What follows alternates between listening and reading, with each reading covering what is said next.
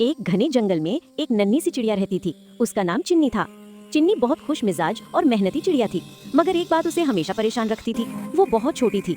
दूसरे परिंदे लंबी उड़ानें भरते, ऊंचे दरख्तों पर बैठते, मगर चिन्नी सोचती, काश मैं भी बड़ी होती तो सबकी तरह मजबूत उड़ सकती। एक दिन जंगल में अजीब सा शोर मचा। सब जानवर इधर उधर भाग रहे थे।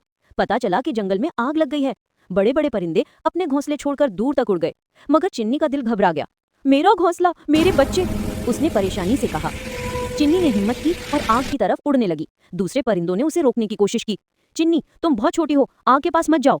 लेकिन चिन्नी ने कहा, छोटा होना कमजोरी नहीं, अगर नीयत अच्छी हो तो छोटा दिल भी बड़ा काम कर सकता है।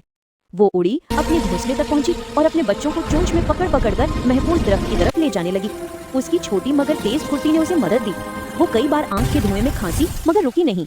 जब तक बड़े परिंदे दूर से आग बुझाने के लिए पानी लाते रहे, चिन्नी ने सारे छोटे परिंदों के बच्चे महफूज जगह पर पहुंचा दिए। जब आग बुझी तो सब परिंदे हैरान थे। इतनी छोटी चिड़िया ने सबसे बड़ा काम कर दिखाया। चिन्नी मुस्कुराई और आहिस्ता से बोली, कद छोटा हो या बड़ा, हिम्मत बड़ी हो तो सब कुछ मुमकिन है।